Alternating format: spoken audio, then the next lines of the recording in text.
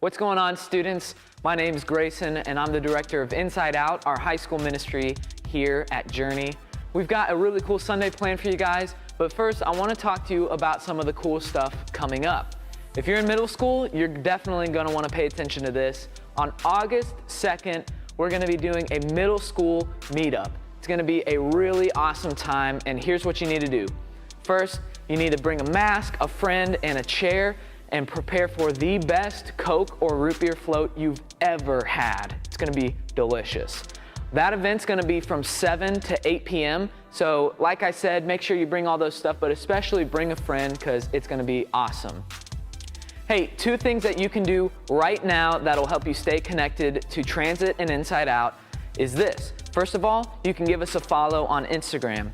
If you're in middle school, follow this account, and if you're in high school, follow this account. Both of those accounts are going to help you stay connected with news, different events we're doing, series we're in the middle of, all that kind of stuff, and we're gonna follow you back, which is always a win.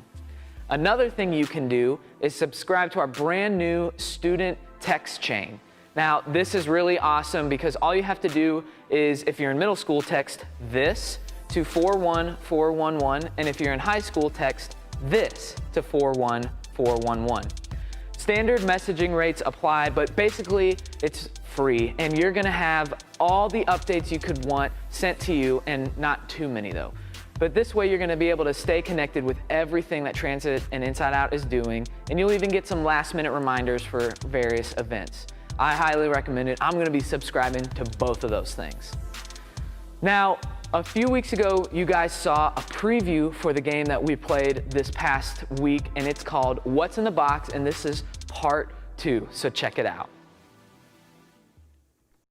What's up, students? It's Grayson and Kaiser, and we are going to be playing What's in the Box, but there's a twist. What's the twist, Kaiser? We're going to your house. We're going to show up at your front door. You're going to play the game. It's going to be amazing, and hey, if we didn't come to your house, let us know and we'll come there and we'll play a game with you. Are you ready, Grayson? Dude, I'm ready. Let's go. Let's do it.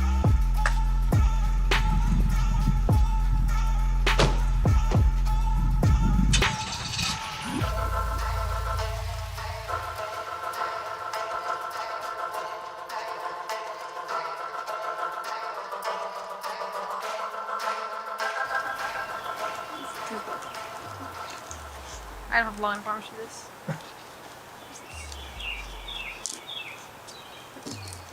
I understand what this is. I have no idea what this is. I have no idea. No, I'm not good at the guessing games.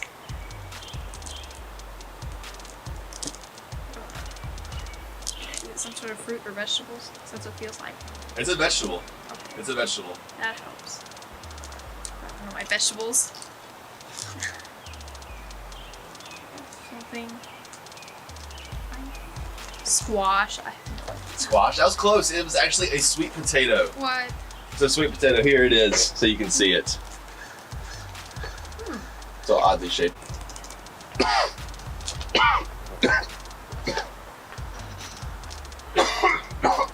That's disgusting.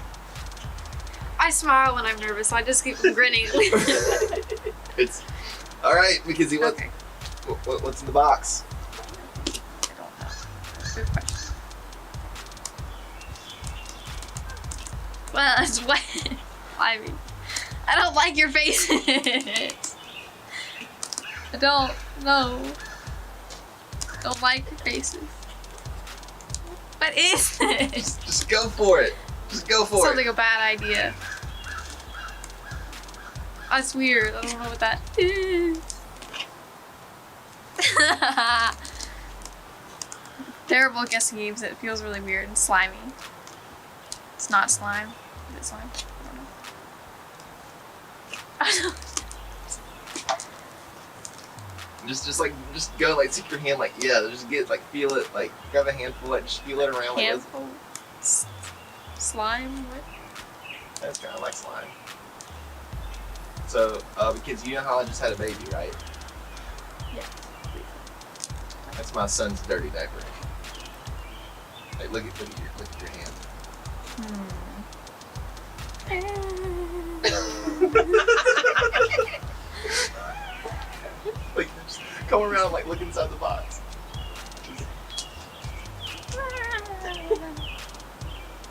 don't like that.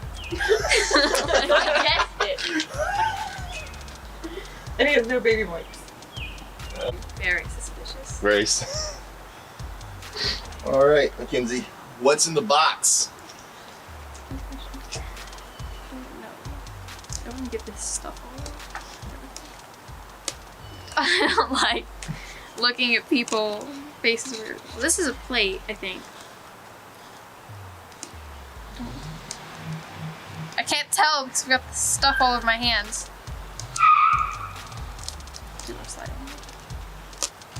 I don't like faces. It's not good. Something wrapped. I know that. Terrible guessing skills. Can I open the wrapping? Yeah, you can open it. Okay, that's not good. If I can figure out how to. Don't like your faces. Not a fan. Looking at people.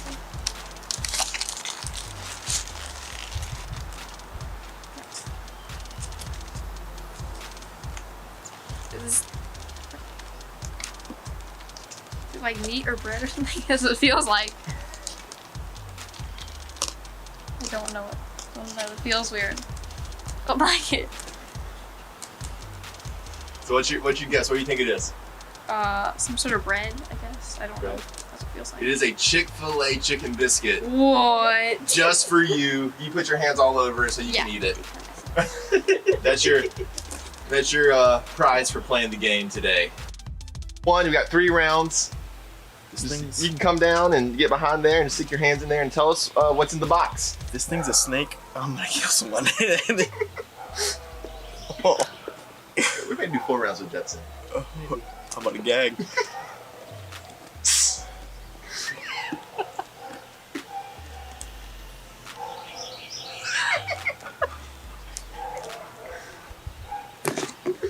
Someone just poked me. What is that? What is that? What is that?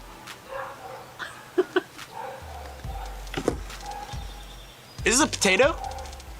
It's a potato. Yeah. All right, that's round 1. All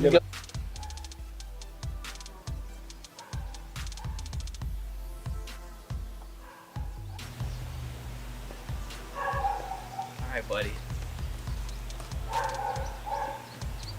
I don't like how gently you said that down. What's in the box?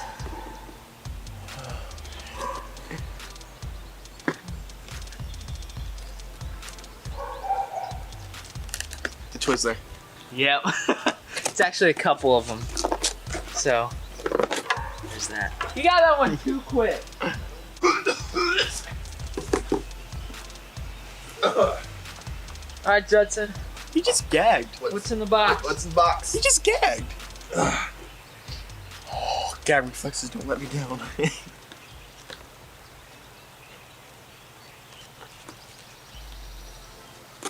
Something moved. Oh, that was my right hand making it move. No, Feel in there. Get keep feeling. Oh, What? oh my. What is that? Oh. What do you think it is, Judson? Oh, it's on slimy. Look at your hand. But it's Beckham's dirty diaper.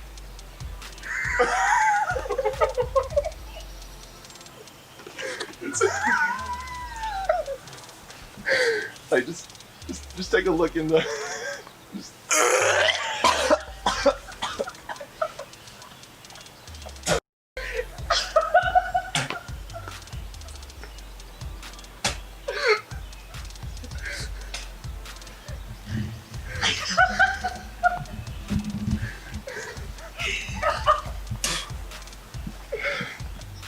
Bro, you had your hand in my son's diaper.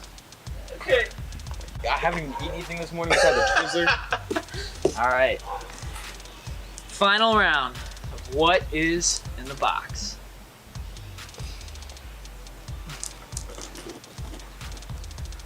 What are you laughing at? Dude, I'm still laughing about the diaper. Why is it hot? It's Beckham's other diaper.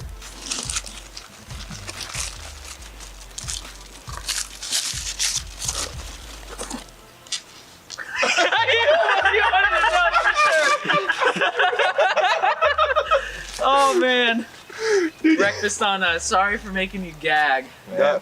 Thanks for playing, man. But yeah, now you got your chicken biscuit, so.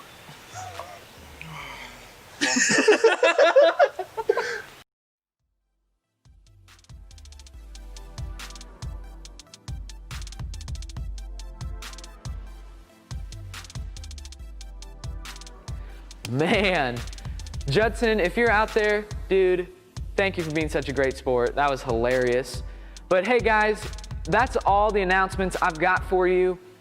Today, we are gonna be continuing our series, What to Do When You Don't Know What to Do. And if you missed out on last week, Kaiser and I had a really great conversation, and you can check that out on our YouTube page.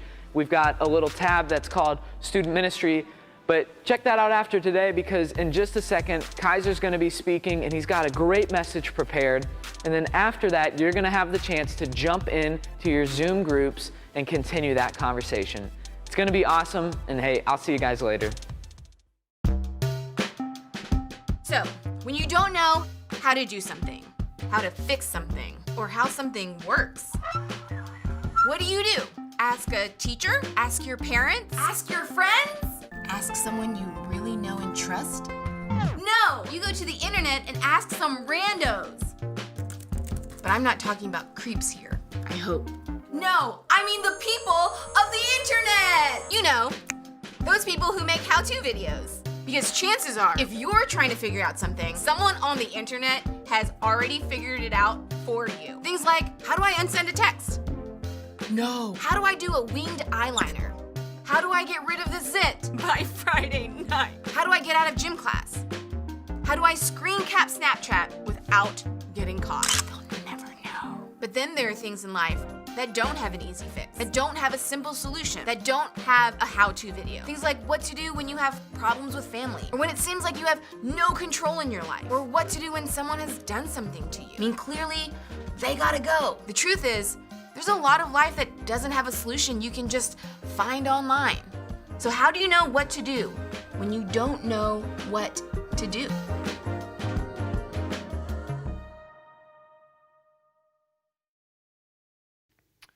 Hey everyone, my name is Kaiser and I'm the middle school director here at Journey. And I'm so excited that you guys are tuning in with us today. And hey, middle schoolers, don't forget August 2nd, here at the church, middle school meetup is happening. I am so pumped for that. I can't wait to see you. Come spend some time with us in the parking lot August 2nd from 7 p.m. to 8 p.m. Don't miss out. Bring a mask, bring a chair, bring a friend. It's going to be amazing. But guys, thank you so much for joining us for week 4 of What to Do When You Don't Know What to Do. And to kick off today, I just want you to think about this. I want you to think about your favorite movie or TV show. Go ahead, you can type it in the chat if you want, but think about it. And while you're thinking about it, I'm gonna go ahead and let you guys know. Mine is The Office. The Office is hands down the greatest TV show of all time. It has the high points, it has the low points, it makes you feel, there are times I've actually watched it and cried. But one of the reasons that I think it's the greatest TV show is because of the main characters. I mean, who doesn't like Michael Scott? Now, your favorite TV show, your favorite movie may be different than The Office, and that's okay, but there's something I think we can all agree on, is what makes a TV show or movie great are the characters. The producers actually create characters that we get attached to by giving us a deeper look into both the good and the bad parts of their life. Seeing both helps us feel for them. It makes us actually care about what's gonna happen to them or what is happening to them, and helps us like them a little bit more. Maybe you know of a situation where you are watching a TV show and something happens to the main character and you actually get sad. That's the producers doing an awesome job of creating a character that you feel for. But movies show us some of what happens in a character's life by creating something called a backstory. A backstory are things that have happened to the character before what's currently going on. So for example, maybe you're watching a movie about a dad who is saving his daughter that has been taken from him, but the backstory tells us that the relationship had a lot of brokenness in the past.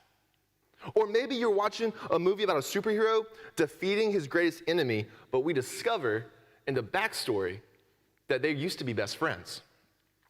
Understanding the backstory helps make a story more complex, interesting, and compelling. But sometimes introducing these things can seem like random. Like when the dad is in the middle of the alleyway chasing the kidnappers from his daughters, and all of a sudden the movie cuts to another scene, and you see the dad and the daughter arguing in the kitchen. And you're in the middle of watching this, and you're like, hold up, what is going on? Why are they not in the alleyway? What does this have to do with anything?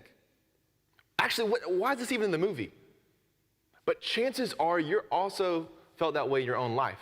There are moments in our real lives that make us ask the same question. What's happening? What's going on? What is the point of me going through this? This is random. And today we're talking about difficulties. That's what this talk is all about. The things that will be part of our backstory one day, but currently they're part of our real life story right now. And it's rough. For the past few weeks, we've been talking about this question. We've been asking this question, what to do when you don't know what to do? And today, we're talking about what to do when people make fun of you. What to do when your learning disability makes everything more difficult. What to do when your parents' divorce is killing you on the inside. What to do when your self-harm habit gets out of control. Or what to do when someone you love gets really sick. Or what to do even when a friend dies.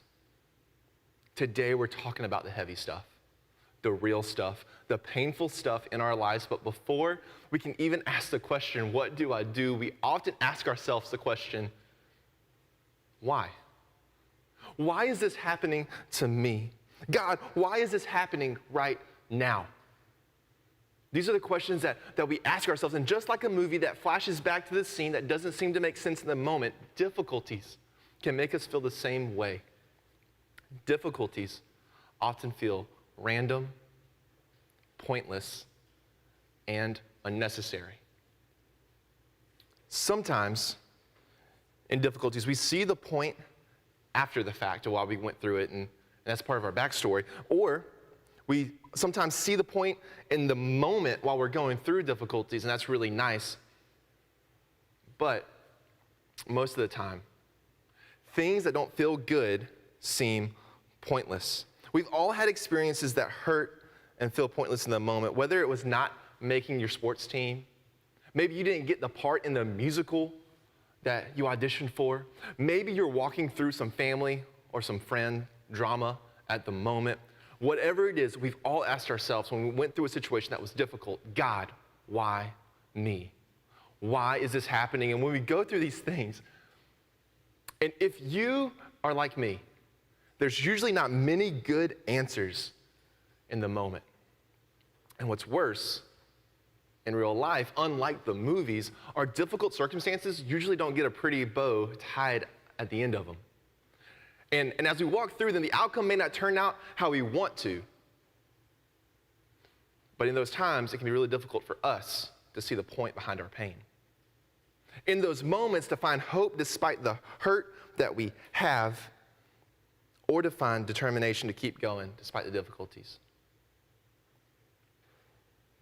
But when we find life confusing or difficult, we can actually learn what we can do by looking to people who have had similar situations. And which brings us back to the life of Joseph. We've been talking about Joseph through this entire series. We've been looking at his life, and he was actually found in the Old Testament, which basically means he lived long before Jesus came to earth. Now here's a quick recap that you guys may need to know if you haven't been here with us, but this is what's happened in Joseph's life. He was taken to a foreign country, Egypt, but before he did that, his brothers sold him into slavery. Then he was taken to a foreign country in Egypt where he was forced to be a slave to a man named Potiphar. Then he was falsely accused of doing something that he never did and thrown into prison. Joseph went from free man to slave to prisoner. And if anyone had the right to ask the question, what's the point of me going through this? God, why is all this happening to me? It was Joseph. He had the right to ask that question. But And as we pick up today in Joseph's story, we're actually going to read where he is in jail for a crime he didn't commit, and he makes some new friends. And in Genesis chapter 40 is where we're going to pick up, and here is what it says, starting in verse 1. It says, "Sometime later, the cupbearer and the baker of the king of Egypt offended their master, the king of Egypt. Pharaoh, who's the king of Egypt, was angry with his two officials, the chief cupbearer and the chief baker, and put them in custody in the house of the captain of the guard, in the same prison where Joseph was confined." So guys, Pharaoh is the boss of Egypt. So if he got mad at you and wanted to throw you into prison, that's where you're going. Even if you hadn't done anything illegal or wrong, that's just what happens back in the day when Pharaoh was the ruler. And these two guys were thrown into prison with Joseph. The story continues on here. It says, after they had been in custody for some time, each of the two men, the cupbearer and the baker of the king of Egypt, who were held in the prison, had a dream the same night.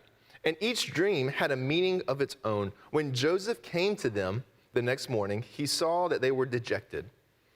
So he asked Pharaoh's officials who were in custody with him in his master's house, "Why do you look so sad today?"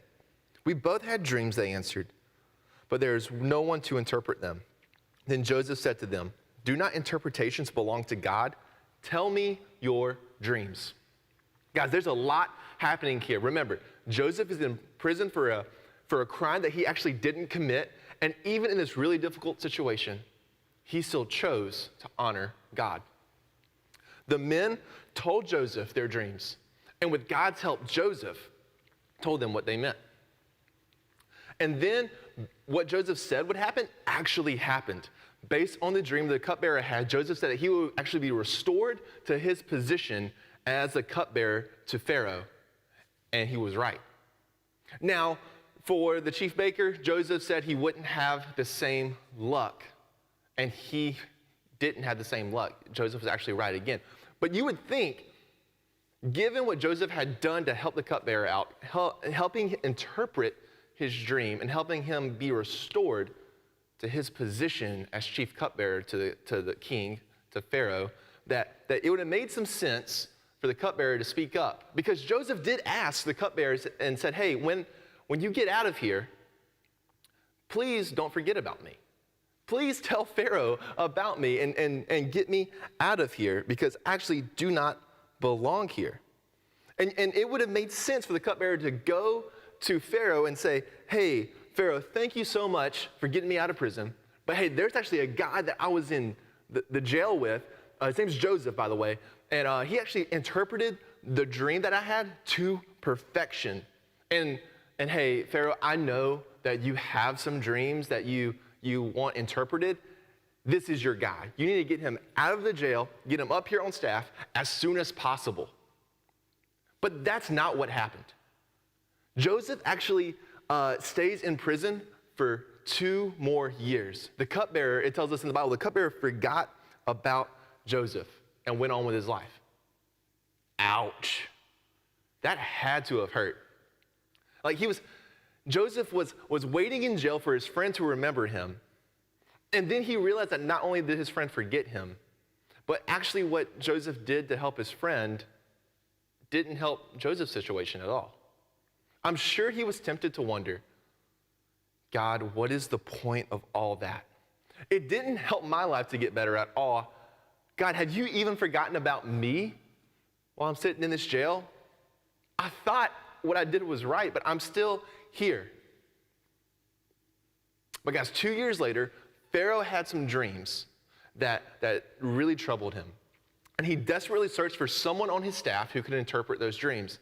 And it was in that moment that the cupbearer remembered Joseph. Pharaoh called for Joseph, who interpreted the dream with incredible accuracy. And as a result, eventually got Joseph out of prison, and he was actually made second in charge of all of Egypt under Pharaoh. So there was Pharaoh, and then there was Joseph right under him. He was running the show. And under Joseph's leadership, this is something really cool that happened. Egypt survived a terrible famine, which eventually put Egypt in a position to save Joseph's family and other people from his homeland who were suffering from the famine. It was a full 2 years before even the cupbearer remembered Joseph, though. And even when Joseph was promoted to a position of power, he was still living in a foreign land. So it was like Joseph was not able to go home. He still wasn't a free man. And even if he was second in command, if he offended Pharaoh, or maybe Pharaoh was just having a bad day and decided he wanted Joseph dead, he could snap his fingers and make it happen.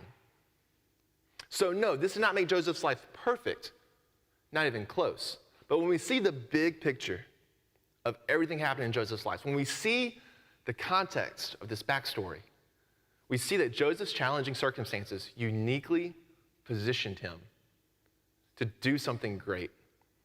But Joseph still had to wait 2 years. All the good things that happened in Joseph's world didn't make those bad things okay. Being promoted to second in command didn't undo the challenges he faced leading up to that. But at the same time, those difficult circumstances positioned him and prepared him for something great. And that's something that only he could do. And the same is true for you and me. The same thing is true for you and me, because hard things can happen in your life, and the important thing to remember is that just because something bad happens or something happens to you doesn't mean it was something God did to you or God wanted for you. I'm going to say that again just so you can get it. Just because something bad happened to you wasn't something that God did to you or wanted for you. Because of sin, things happen that aren't fair, that don't make sense. People hurt each other and they create systems of hurt to other people. But when things seem like it's impossible, when things seem like it's impossible and that nothing good can come out of a situation, remember, God is really good at doing the impossible. God is really good at doing the impossible. Romans chapter 8, verse 28 says this. It says, "And we know that in all things God works for the good of those who love him, those who have been called according to his purpose." It may not seem to make all things better, and it may not even make sense yet, but God is in the business of taking our hurt, our difficulties, and our pain and redeeming them. That means that even if it was done in evil and meant for evil in our lives, he can use it for good. And not only for us, but for others. In other words, and I want you guys to catch this is our bottom line for today, when you don't know what to do, remember that your problems can position you for a purpose. This doesn't mean that we can tie a bow on every bad thing that happens in our lives. It doesn't mean that everything will be fixed or go back to being how it was before everything bad happened. It just means that we can leave room for God to tell a new story in our lives. And when we encounter a hard circumstance, it means we can have confidence in God's ability to redeem things, to know that good can come from bad. It means that bad stuff doesn't get the last word. The hardest and worst thing we experience aren't the end of our story. In fact, they could be a part of something greater in our lives. So when we go through hurt and when we go through pain and we can't see the purpose yet, here are some things that can help us get a bigger perspective. The first thing is this: remember that no one else has your life story. Your difficult circumstances, they're not fun, but they are unique to you. And they put you in a position to learn, to grow, and discover things that no one else can. God is using your tough situation in ways you can't even imagine because they have shaped you in ways no one else has been shaped. They may not even make it easier, but it may give you a perspective or a way to see difficulty differently. The second thing is that remember that your story can interact with other people's story. Maybe for you that no one has your story, but maybe people are facing similar situations that you've gone through or are going through right now. And maybe you could be a voice to help them through their own challenges, their own pain, their own hurt, and you could be a help to those who you would actually not be able to provide help with unless you went through something difficult. So when you go through your family drama, maybe you can help people who are going through that same family drama. Or when you go through a hard breakup, you can understand how someone else feels when they are going through a hard breakup as well and help them through it. When you deal with a sickness, illness, or an injury, you can encourage people who are going through the same exact thing. Or even when you've had big doubts and questions about your faith. And you ask the question, God, why is this happening to me? And it's rocking your faith a little bit. You can be a safe place to people to talk about those questions they have of their own. You can become a person who looks around and sees other people's struggles and says, I feel that. I understand that. I've experienced that. I've been there, and can I tell you my experience of what happened to me when I was in that moment, when I was through that, and share your backstory with someone else. The truth is, the next best thing to having something fixed for us is having someone to walk with us through it. And here's the thing is, it may not make everything better, but having someone to walk with us and through us through our mess is really comforting. And I'm gonna let you know, there are leaders here that are watching right now. There are gonna be leaders in the Zoom calls that you guys have, and they've been through some stuff. They've often been through some more stuff than you actually realize. And if you're going through something, one of the best people to talk to is your small group leader. If they've never experienced your exact same situation, they may even be able to offer some perspective though. Or they may know someone else who's been through that and connect you with them. But they have lived a long time. And they've been through things. And so you can actually trust your leader and share your mess with them. Now back to Joseph. He went through pain that felt pointless. But when we see his backstory, we see that God used his problems and positioned him for a purpose. God took his impossibly bad situation and turned it and made it incredibly, unimaginably good down the road. We'll talk about that more next week, but for now, imagine if he could do the same thing with you. What if God could take your painful situation and position you for something amazing that you haven't even imagined yet? And what if the first step is simply asking God for his help? Guys, I don't know what all you are going through. I don't know everyone's difficult situation, but I can tell you one thing, God does. God sees you where you are, and he loves you so much that no matter what you're going through, no matter what difficult situation that's going to become part of your backstory one day, I want to encourage you guys and let you know that God is with you. He sees you, he knows you, and he loves you. Have you had the chance to talk to him about your situation? I want to pray for you guys and then let you guys hop into your small groups. Father God, we come to you now, Lord, we thank you for this day.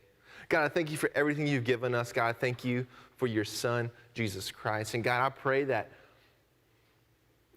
when difficult situations happen, God, that when we experience hurt and pain and we're left with the question of what to do when we don't know what to do, and we ask ourselves, God, why is this happening to me? That we will actually reach out and talk with people. God, that we're not alone in this. And God, you can take something that's really bad and you can turn it for the good for us and for others. God, I pray for great conversations in small group. God, I pray that we would just have a great time together. Jesus, we love you and we praise you. In your name we pray. Amen. Guys, I will see you guys later. Y'all have a great time in small groups.